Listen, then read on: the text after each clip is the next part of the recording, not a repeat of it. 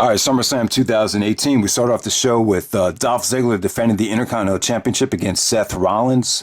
And yeah, man, this ended up being a great match, a great IC title match. SummerSlam has a history for, having some of the best Intercontinental Championship matches in WWE history. And, you could argue this as being a top 5 IC title match at SummerSlam. So I thought it ended up being that good. The crowd was kind of tough on this match, though. I was worried about the pre-show kind of draining this crowd. And yeah, you could kind of feel it here for a while. They Rollins and Ziggler really had to work their asses off to get the crowd engaged. But, once Rollins started building up some momentum, there was some great action featuring, Ziggler actually DDTing Rollins on the edge of the ring apron. Rollins pulling off a inverted superplex off the top rope. Just a tremendous feat of strength from Rollins. Like I said, the athleticism was off the charts. Exciting action, good near falls, good drama with the interference at ringside. McIntyre actually took out Ambrose to cause a distraction. Then Ziggler hit his finisher to get a nice near fall there. So just good stuff. Rollins using the curb stomp.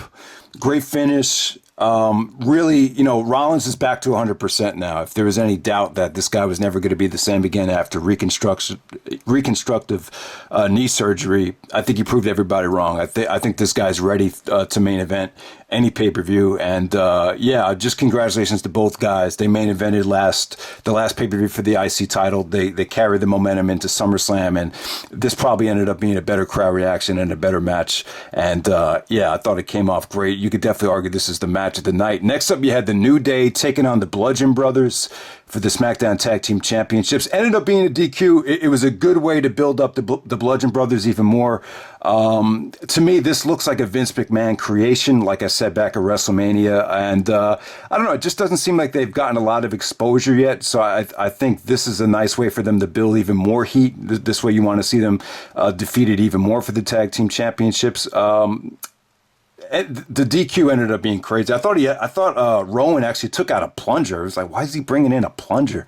It wasn't a plunger. It was like a huge sledgehammer with a huge, just one of those, wacky medieval times looking, foreign weapons. And that's how the match ended. They got a lot of heat. But, while this match lasted, the New Day hit a lot of suicidal offense. There was a great hot tag to Big E. It was just, move after move with the New Day, just, putting their bodies on the line. Xavier Woods actually hit a beautiful elbow drop off the top rope onto the outside of the ring. So you definitely had a lot of good action here. You even had a black hole slam from Luke Harper, which came off great. So both teams put their bodies on the line. They made the most out of the short amount of time that they got, but it ended up being a DQ. And the Bludgeon Brothers, definitely got a lot of heat. So we move on to the next match. Yeah, Braun Strowman squashing Kevin Owens, and Owens just made Strowman look like $1 million here. He really did. I was surprised by this match. I was hoping Owens would somehow manage to take the briefcase and end up cashing in at the end of the night. So I really look like a dumbass for predicting that, because the opposite happened here with Strowman having one of the... there was a lot of squash matches on this show, and this was definitely one of them. And Strowman would, it's what they needed to do. If Strowman was going to be involved in the main event, playing the role that he did, this was probably the way to go. Kind of one of those moments where Kevin Owens needs to look in the mirror and kind of reevaluate how he could get back into the swing of things. But, I'm confident that Owens will be, the reward Owens for doing this kind of a favor. And, I'm sure he'll rebound. He definitely has the ability, definitely has the talent. I'm not worried about Owens. When you're as talented as him, you don't have to worry about getting back on track. It'll just happen. But yeah, I'm surprised at how over Strowman is. It just kind of boggles my mind as to how someone... I think if Strowman does win the championship, though, people will start to turn on him. But as of right now, I'm just shocked at how over he is. I really am. Next up, you had Carmela defending the SmackDown Women's Championship against Charlotte Flair and Becky Lynch. Thought it was good, actually. I mean, for the most part, There was some really good stuff between Charlotte and Becky Lynch. Really, really good stuff. Carmela I would say Carmela kind of got X-Pac heat on this match. That's an expression people used to say for someone that doesn't get very good heat. The crowd was kind of down on her. I thought she really took away from the match for the most part. Anytime you have a heel in a triple threat match against two baby faces, you would expect a heel to kind of get one of those, shady victories here, but that's not what happened. You actually had Charlotte Flair getting a generic victory, which the crowd hated. And the aftermath was great, though.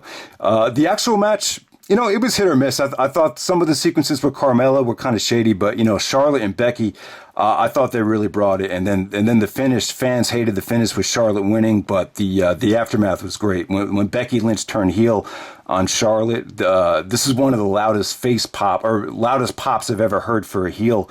So yeah, people wanted to see Becky win the match. I think a lot of people feel like she's gotten the short end of the stick. The WWE's not really pushed her as much as a Sasha Banks or a Charlotte Flair. I think Charlotte's success it's been kind of forced to a degree. I think some people kind of look at her. Maybe they look at her success has a lot to do with nepotism because of the Ric Flair situation, and I don't know. I just think her look is a bit forced. She's a perfect example where I don't think the overinflated breast implants really work for her, and maybe too much success too soon. She seems like she's always the champion. I'm just not. I've never been a huge fan, and it just seems like a lot of people are kind of turning on her. And that's exactly what happened here. But her and Becky Lynch, I think they could have a great series of matches. And it looks like, you're going to get some quality women's wrestling on SmackDown now that Carmela is hopefully out of the title picture. So next up you had AJ Styles versus Samoa Joe for the WWE Championship. I thought this was excellent. I thought it was a great match. I thought the crowd could have been more supportive here. You heard a lot of TNA chants, but not really anyone taking a side of Samoa Joe or AJ Styles. Like I said, I can't blame them for putting this on this early in the show because I just wouldn't say the crowd was overly energetic for this match, but I would say that they were good though. This is probably the best storytelling match Joe and AJ have had.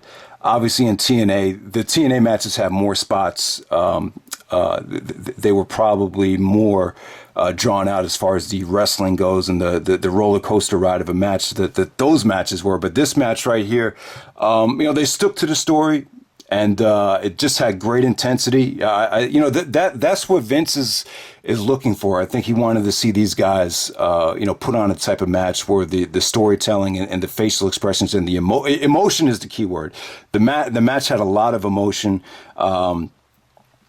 AJ's family was at ringside. There was some great mic work from Joe. But at the same time, it wasn't like this was strictly about storytelling, though. I mean, it definitely had moments of greatness as far as wrestling goes. There were some great sequences from Joe. The insecurity when Joe insecurityed AJ off the top rope. Yeah, oh man, that was a lot of impact. There was like a holy shit reaction from the crowd there. Great stuff with Joe kicking out of the Styles Clash. Joe actually had AJ in the Chiquita clutch, and it looked like AJ might tap. The fans were really expecting Joe to win it there. So the match definitely had moments where you thought, the title might change hands. And what else happened here? The part in the match where Joe got on the mic and AJ got so pissed off about what Joe said, and AJ actually speared. Basically, it's like a phenomenal forearm through the barricade. And AJ just totally lost it and started hitting Joe with the steel chair. So you saw great emotion from AJ. And, you also saw Joe maintain the intensity as the match goes on. So, yeah, I thought this was great. It definitely makes you want to see a rematch. It would have been nice to see a finish here. And I'm glad, the thing is, I didn't know Hell in a Cell was next month in September. I'm glad I didn't know that because you would have expected a DQ. That's why I don't like having Hell in a Cell right after SummerSlam. I think you kind of know they're going to use SummerSlam to build up Hell in a Cell. I'm not a big fan of that. They've been kind of doing that since like 2006. But, But yeah, man, I thought this was great. It definitely escalates the feud and the whole situation with AJ and his family to a new level. And like I said, guys, I wouldn't say this has the replay value that the TNA matches had, but this had a lot of storytelling, and they got a lot of time, and they were able to have just one of those WWE style matches, and it's still delivered though. And so I thought it was great. So next up, we had The Miz versus Daniel Bryan.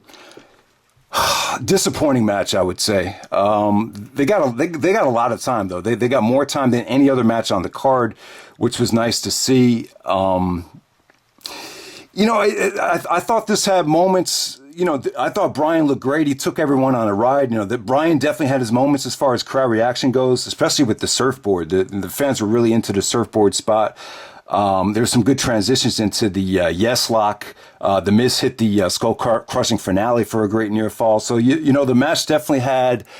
I definitely thought this they got off to a great start, but I just felt like they lost the crowd during the match. I just felt like Bryan's momentum just got deflated, and him as a whole. It's really been kind of. It's been a tough return for him. Momentum is a huge thing in professional wrestling. I mean, you could be the most over guy in the world, like the Ultimate Warrior one time. Even Stone Cold Steve Austin will tell you he felt like he was losing momentum, and the same thing happened for Daniel Bryan. When you're not in the spotlight and you're not actually out there wrestling, it's just one of those things. You really have to work hard to build your brand up again, and that's what's happened with Bryan. And I'm glad that Bryan lost the match because they went with what was real. I think if Bryan had won this match, I think it would have felt a little bit forced. This is a good way for Bryan to reevaluate his career, and hopefully down the road he could play a heel. I think a heel turn for Bryan Danielson would be huge.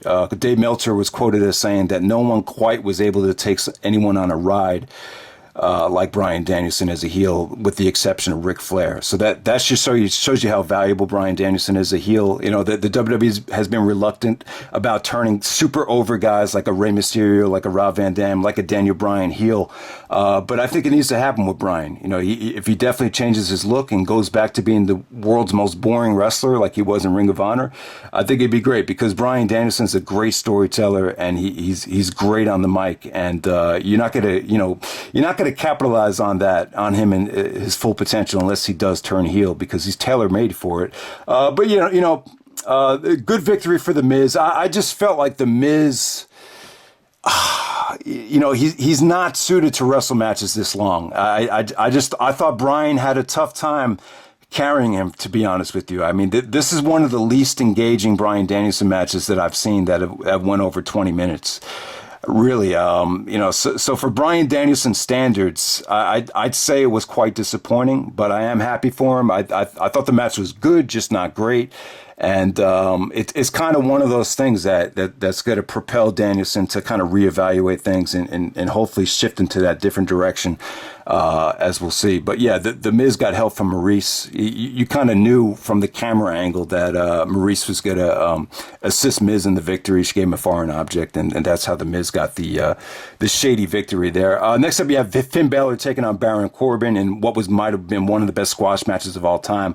First time I ever heard a "This is awesome" chant for a squash match, and Balor came out as the Demon. Corbin didn't feel like he was ready yet, and Balor puts on a display of, he just puts on a show. He just put on a clinic of amazing offense here. And, you would say maybe the squash matches should have been cut from the show. But, for someone like me that doesn't watch the product that much anymore, it's important to see who they're going to push down the road this year. And definitely a big win for Finn Balor, a good momentum building win for him. Watching this match, he's going to be involved. He's definitely going to be involved at WrestleMania in one of the title matches. We just have to see which one. And it just felt like one of those really big momentum.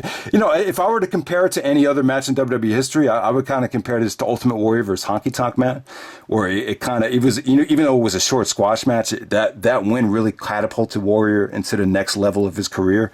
And I can see the same thing happening with Balor here. Next up, you had Shinsuke Nakamura taking on Jeff Hardy for the United States Championship. Yeah, so the match order here was kind of weird. I mean, you would think, why is the United States Championship happening after WWE Championship? But I'm glad they did it this way. They kind of booked the show in order of what matches would get better reactions. And Nakamura and Hardy, both guys are, they attract a multitude of fan bases.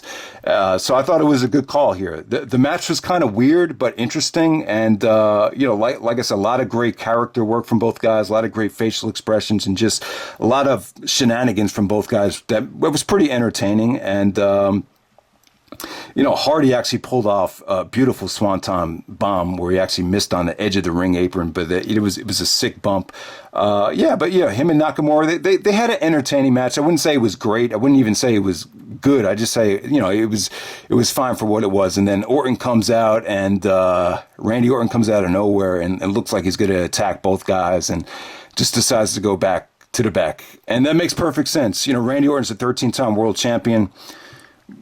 What's the motivation for coming out at SummerSlam at 38 years old and, beating up a guy that has a United States Championship? It just doesn't make a lot of sense. So it kind of fits that storyline of Orton kind of reevaluating his legacy and his career. And it should be interesting to see how they book Orton, down the road leading up to WrestleMania. Next up, we have Ronda Rousey challenging Alexa Bliss for the Raw Women's Championship. Good stuff here, man. I thought it came off great. I thought Ronda looked good here. She looked really intimidating. It was just one of those matches where Alexa didn't get any offense in. Basically another squash match, but definitely a nice mix of personalities here, a nice mix of characters, and the only thing I'll say, Ronda wins the women's championship. I think everything came off great as far as crowd reaction goes. The only thing I'll say here is the question I would ask is, would matches like this happen without Triple H? Because I think if it wasn't for Triple H, because I think he's the one that went after Ronda Rousey. And I think Triple H is the reason we're seeing these part timers and this whole best for business thing. But without Triple H, taking that role or taking that approach, would you see this? Would you see someone coming in from another promotion and squashing a WWE homegrown talent like this? I don't know. You probably wouldn't, but that's exactly what it was here. Alexa just didn't look. She didn't look like she belonged in the same ring as Ronda Rousey. So the match went exactly how I envisioned it to go. But it was cool though. It like I said, I thought Alexa's personality was great here. I thought her, just the mix here just really was engaging while it lasted. And good trash talking from Ronda Rousey too. I thought that was pretty cool. Roman Reigns taking on Brock Lesnar. Braun Strowman comes out and says he's going to cash the Money in the Bank in like a man, and he was just going to wait for the winner. And it was good. The match is very, very short. The whole Strowman situation, it didn't give the fans a reason to crap on the match. It really kind of, it basically, they didn't give the fans a chance to crap on it. Because there was just so much going on. You just saw a bang, bang, bang with, Roman doing the spear, a couple near falls, then Lesnar locked on the Kimura. So there's just so much going on. There's so much anticipation for the finish that it didn't give the fans a chance to crap on it. There was one part of the match where Lesnar started doing Germans, and the fans really started getting on him. And Lesnar looks horrible, though. Just his conditioning, it looks like he's aging. Just anytime he's on the offensive end trying to control a match, it just gets boring. He just doesn't look good. And I don't know if he's going to, fight one more match in the UFC. But, I just think he needs to work on his cardio, get in shape, because he's just not moving as well as he used to. I know he's 41 years old now, but there's a way you can, compensate for age and physical deterioration. Just doesn't look like he's in that great a shape. But Lesnar was kind of preoccupied with Strowman. Anytime they ended up on the outside, he actually F5'd Strowman, tried to take him out with the chair, just to eliminate the chance of Strowman cashing in. And, basically the story was Lesnar took his eye off the ball. Roman hits the spear, becomes the new Universal Champion. It was what it was. I think they made the smart move here. I don't think you wanted to see a duplicate of what happened at WrestleMania. So they didn't really give the fans a chance to crap on it. And, it is what it is. No, the match wasn't that good. It's a tough match to rate. Strowman wasn't officially in the match, but he definitely played a huge part and was a huge distraction. Roman is champion. You know what? You'll take it. If the Universal title is going to be defended month after month and we see, more important title matches and giving people a reason to order the network, I think is a good move. Look at someone like me who's not a huge fan anymore. I didn't want to order a pay-per-view from WrestleMania to SummerSlam. Part of the reason has to do with no Brock Lesnar, no Universal Champion, not enough important main events. So I'm sure there's a lot of people that feel the same way, and that somewhat solves the problem. You just like to see Roman Reigns have a different change of character. Hopefully he has good opponents to work with. You're not a huge fan of Roman Reigns. Most people aren't. It definitely seems forced, but it's something that, when Vince and the WWE have their mind or have an idea of what direction they want to go, they're going to be very stubborn about it. And, the storyline definitely worked this time. It definitely did work. It seemed to me like, Roman had more fan support here than he had in the past. And in the past, the last couple of WrestleManias, you definitely heard a lot of "Let's Go Roman" chants, a lot of "Roman sucks" chants, which is not the worst thing in the world. And I would say Roman did a good job on the mic with this feud with Brock Lesnar. It wasn't as awful as some of the other mic work that he's done in the past. So congratulations to him. Hopefully he could turn things around and be a Universal Champion that is somewhat respectable in the future. So that's it. I thought the show was pretty good. I wouldn't say it was great. I would say the most disappointing match of the night was Miz versus Daniel Bryan, but it was still good. It still had its moments. But basically, you ended up getting two great matches on the show. You got Seth Rollins and Dolph Ziggler was a great match. Samoa Joe and AJ Styles was a DQ, but I thought it was a great story, and you got to see a lot of emotion out of two indie guys or two TNA guys back in TNA or even in the indies. Emotion and storytelling is not a huge part of the show, so you got to see these two guys evolve and wrestle a WWE style match and still have a great match. So basically you had two great 4-star matches here. You had a lot of good squash matches. A lot of squash matches. I don't think I've ever seen this many quality squash matches. And, the show wasn't that long. It was only 4 hours. I didn't feel like I was totally drained. And the crowd was I wouldn't say the crowd was great, but, compared to what happened at WrestleMania or even last year at SummerSlam, this was one of the better crowds for a mega WWE show in quite some time. So I give the show, a slight thumbs up. All right.